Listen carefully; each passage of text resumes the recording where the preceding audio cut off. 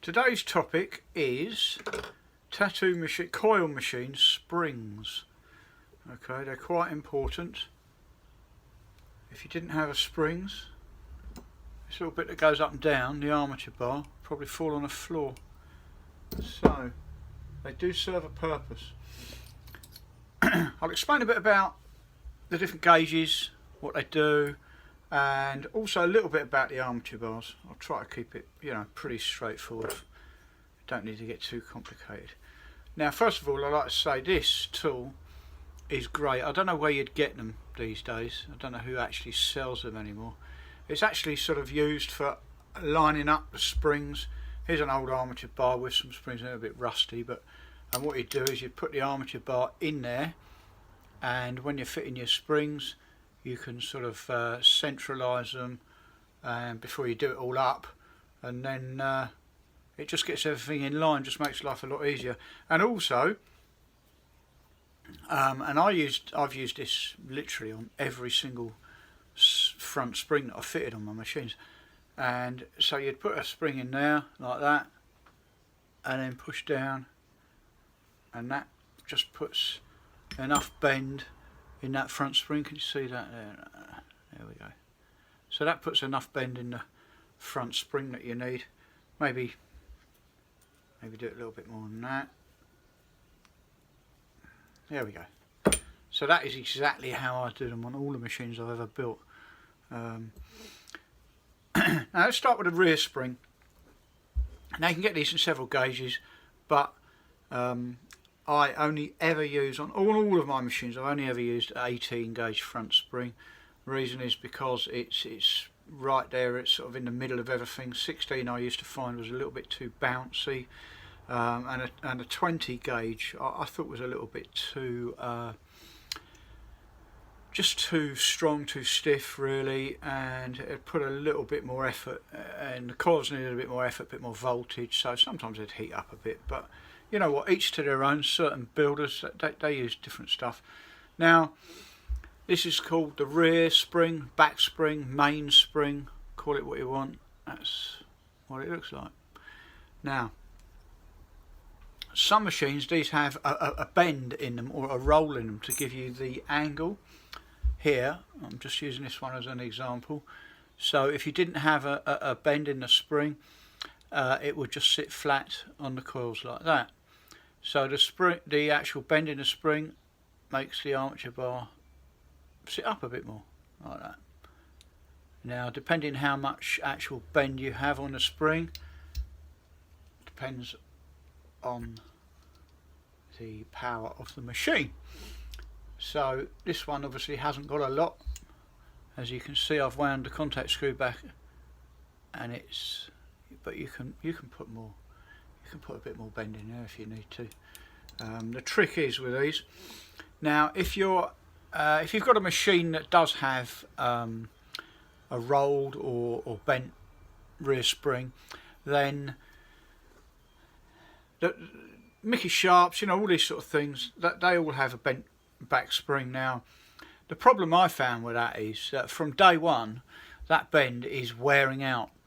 Now it might take it might take quite a while, but over the might be months, probably more like years, but over the years you'll find that eventually the machine isn't doing what you actually bought it for, because that tension in the main spring, in the rear spring, has actually worn out. So from day one that you're using the machine, because the bend is fixed in the spring, and it's pulling it out, and eventually it just gets weaker and weaker and weaker, and it no longer has the amount of tension that you need. So then you need to get another rear spring, and you've then got to try to replicate the bend that you had in that rear spring to make the machine do exactly what you wanted in the first place.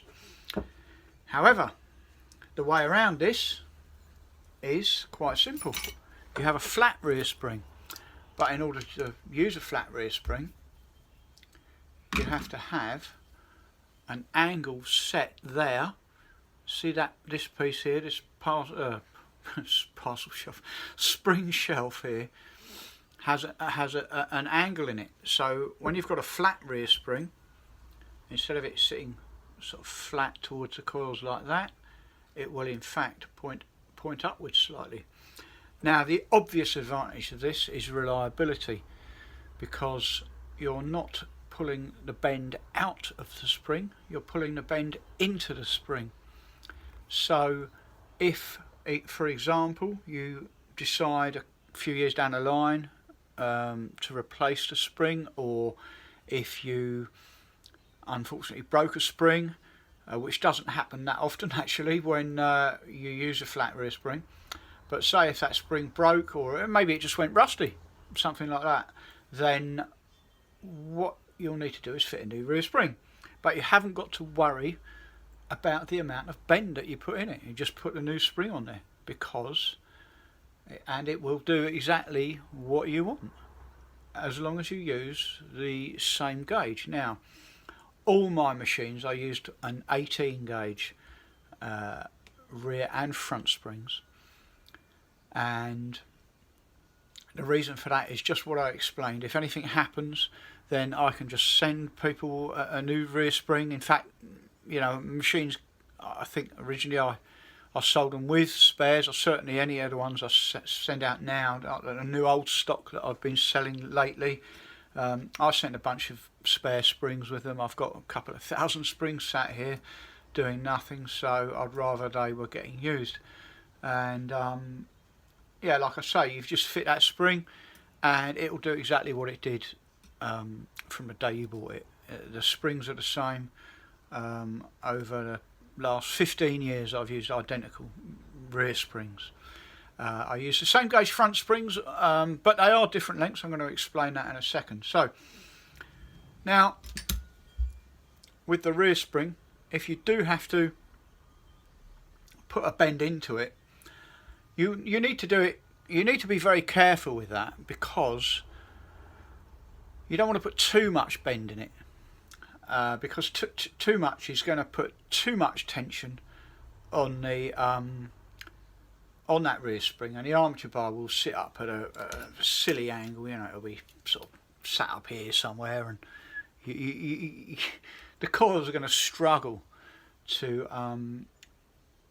pull that down. You're going to have to put a lot of voltage into the coils. The machine will overheat, and it's just not going to run right. So the best thing to do, if you've fitted a new rear mainspring and you've got to roll a bit of bend into it, let me show you how to do that. So let's just say, for example, this is the edge of a table. Okay, it's not, obviously. And then what you want to do is hold the spring and armature bar like that, and then kind of put your thumb there to hold that down, put your finger under there, and just bend it up slightly like that, a little bit, and then put it onto the machine. Let's have a look here. So then you put it onto your machine, do that up. Now that's quite a lot, you know, I've put quite a lot of spring bend into that. That's probably not, it's not very good, right? But I'm just using this as an example. So that's giving you your spring bend. This is, I've messed that up completely, and that is wrong. But in fact, that's not the armature bar for this machine. But you see where I'm coming from. So just do it a little bit at a time until you're happy that that armature bar is sitting at the correct angle that you were used to. You can always take it off and add a little bit more. What you really don't want to be doing is putting too much on it and then having to take it out again, because that will weaken the spring a lot quicker. If you put bend in and then you've got to try and bend it the other way to take it out, and then you're bending it back again, that's going to mess the whole thing up a bit, and that will reduce the life of the spring. Now then, let's just quickly cover the front springs. The front springs. Again, I only ever used 18 gauge. These are the ones I've used. I mean, I really hate those skinny little things that some of these builders make. They're just weak, they break. There's just not enough volume of metal, in my opinion, for them to be long lasting and be particularly good. As you can see here, I've put bend into that spring. let's put a bit of bend in this shorter spring here. Hang on a sec. So that's that one done. Right. So they've both got pretty similar amount of bend in them. They both sit on top of each other there. That's not too bad. They're about right. Now, as you can see, one is shorter than the other. You see that? All right. Now, the shorter one is going to run faster because the shorter the piece of metal, the more difficult it is to flex. So when it comes up, let me show you on a machine, with a short spring, as it comes up and hits the contact screw, because it's shorter, let's just demonstrate that by shortening the spring that way, just moving this back, there's less flex. So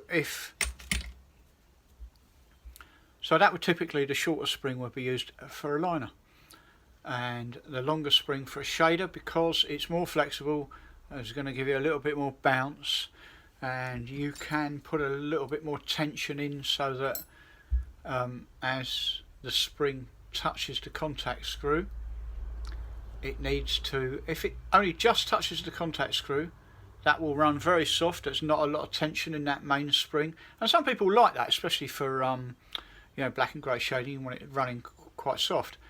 But if you want it running quite hard for colour packing, then as that spring touches the contact screw, the armature bar goes up a little bit more, and that is a bit more. There's a bit more tension there, and it's not a crazy amount. It's not going up here or anything like that, and that's going to actually give you a good bit of power for your colour packing, or maybe even your lining. So that's just pretty general. Shorter spring for lining, longer spring is going to be for shading. There are exceptions obviously to that rule. Over the years I've sold shaders to people and they're quite happy lining with them because they like to run slow and big fatter lines and stuff like that, and that's fine. I'm just sort of generalising a little bit. There's also what they call hybrids, so I tend to carve a bit out of the rear of the armature bar, maybe use a liner front spring, give it a little bit of speed, but it's a little bit more bouncy as there's a bit more gap behind the armature bar. Now when I say that gap behind the armature bar, if I can point this out here, this gap here between the back of the armature bar and the shelf that the spring sits on, so that is the flex of the spring, that little gap there, that's where it's basically flexing as it's bolted down everywhere else. Now if that gap is bigger, then obviously you've got more room on that spring to flex, so that's going to extend the life of the spring, and also make the machine a little bit more bouncy, a little bit more flexible, and you can probably do more stuff with it just by adjusting voltage and your gap. I'm not going to go into the details of the gap, the air gap and the contact gap, just because everybody's got their own favourite settings. I'm not going to try to tell you how to set your machine up. You've got to do that, figure that out for yourself. If you probably already have, well you should have done. So that's fine. One other thing to comment on is the little O-ring. Remember those little rubber O-rings that you've been searching for sometimes, or it breaks or it falls off and you don't know what it's there for in the first place. So if you run the machine, there's just a cheap armature bar and a little horrible skinny little front spring, but that will really sound, it'll really be noisy, it'll sort of reverberate, stuff like that, and you put the O-ring on there, it quietens the machine down. It does shorten effectively the flexibility of this front spring, so it will actually speed the machine up. But if your machine arrives and you're happy with it with a O-ring on there, then obviously that's the way you need to always run it. So it is worth replacing those from time to time. They do sort of go a bit rotten, and stuff like that. So just quickly, what else have we got? Just go through the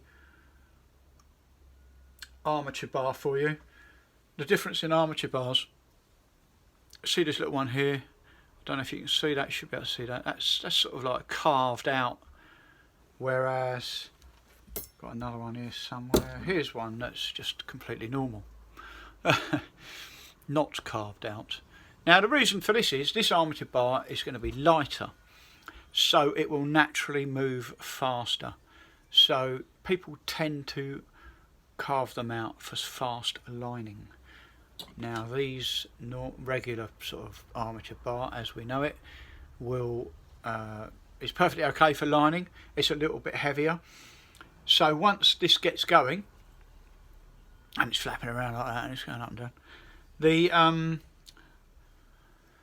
bit of science takes over, kinetic energy and all that sort of stuff, and so the heavier the armature bar, in theory the harder the needle is going to hit into the skin.